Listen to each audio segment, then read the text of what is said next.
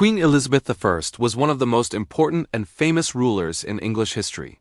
She ruled England for 45 years, from 1558 to 1603. This long period is known as the Elizabethan Age. During her reign, England became stronger, richer, and more confident. Art, literature, exploration, and national pride grew greatly. Elizabeth was known as the Virgin Queen because she never married, and she ruled alone in a time when most people believed women could not be strong leaders. Her life was full of danger, courage, intelligence, and careful decision-making. This is the story of her life and leadership, explained in simple English. Elizabeth was born on September 7, 1533, in Greenwich, England. She was the daughter of King Henry VIII and his second wife, Anne Boleyn. Her birth was disappointing to her father because he wanted a son to continue the royal line. At that time, people believed that only men could rule strongly. Elizabeth's early life was not easy. When she was only 2 years old, her mother Anne Boleyn was accused of serious crimes and was executed. After her mother's death, Elizabeth was declared illegitimate, which meant she was no longer seen as a true princess. This was a dangerous position to be in during royal times.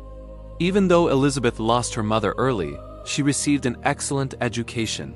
She was very intelligent and loved learning. She studied languages such as Latin, Greek, French, and Italian. She also learned history, philosophy, music, and religion. This education helped her greatly when she later became queen. Elizabeth learned to think carefully, speak clearly, and understand politics. She became one of the most educated rulers of her time. Her tutors praised her sharp mind and strong memory. Elizabeth's childhood was filled with uncertainty and fear. Her father, Henry VIII, married several times, and many people around Elizabeth lost their lives or positions. After Henry VIII died in 1547, Elizabeth's younger half-brother Edward VI became king. Edward was Protestant, and during his reign, England moved away from the Roman Catholic Church. Elizabeth supported Protestant ideas, but she was careful not to be too open about her beliefs. She learned early that speaking too freely could be dangerous. When Edward VI died in 1553, Elizabeth's older half-sister, Mary I, became queen. Mary was a strong Catholic and wanted England to return fully to the Roman Catholic Church. She punished many Protestants, earning the name Bloody Mary. Elizabeth was Protestant, and this made Mary suspicious of her. Elizabeth was arrested and imprisoned in the Tower of London because Mary believed Elizabeth might try to take the throne. This was one of the most frightening times in Elizabeth's life. She did not know if she would be executed, like her mother. Elizabeth survived this dangerous period by being calm, patient, and wise. She did not openly challenge Mary. After some time, she was released from the tower and placed under house arrest. When Queen Mary died in 1558 without children, Elizabeth became the next Queen of England. She was 25 years old when she came to the throne. Many people welcomed her because they hoped for peace after years of religious conflict. Elizabeth I became queen at a very difficult time. England was poor, divided by religion, and threatened by powerful enemies like Spain and France. Many people doubted that a young woman could rule successfully. Elizabeth understood these doubts, but she was confident in her abilities. She once said that she had the heart and stomach of a king. This showed that she believed she was just as strong as any male ruler. One of Elizabeth's first and most important challenges was religion. England was divided between Catholics and Protestants. Elizabeth wanted to avoid more bloodshed. Instead of forcing people to follow one strict religion, she chose a middle path. This is known as the Elizabethan religious settlement. She made England officially Protestant, but allowed some Catholic traditions to remain. She did not want to control people's private beliefs, only their public actions. This decision helped bring stability and peace to the country. Elizabeth was careful in choosing her advisors. She surrounded herself with intelligent and loyal men, such as William Cecil, who later became Lord Burleigh. Cecil was her most trusted advisor and helped her manage government, finances, and foreign policy. Elizabeth listened carefully to advice, but always made the final decision herself. She was known for taking her time before deciding, which helped her avoid many mistakes. One of the most famous parts of Elizabeth's life was her decision not to marry. Many foreign princes and English nobles wanted to marry her. Marriage was seen as a way to secure alliances and produce an heir. However, Elizabeth knew that marriage could weaken her power. If she married a foreign prince, England might lose independence. If she married an English noble, it could cause jealousy and conflict. Elizabeth used marriage proposals as political tools but never agreed to any. By remaining unmarried, she kept full control of her kingdom. Because she never married, Elizabeth was called the Virgin Queen. She used this image to her advantage. She presented herself as married to her country and her people. This helped strengthen loyalty and national pride.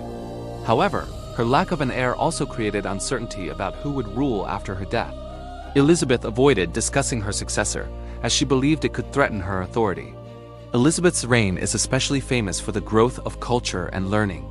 This period is known as the Elizabethan Age. Literature, poetry, and theater flourished. One of the greatest writers of all time, William Shakespeare, lived and worked during Elizabeth's reign.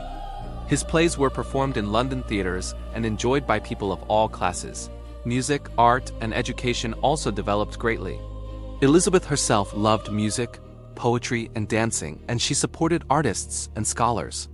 Exploration and discovery were also important during Elizabeth's rule. English sailors traveled to distant lands, seeking trade routes and new opportunities.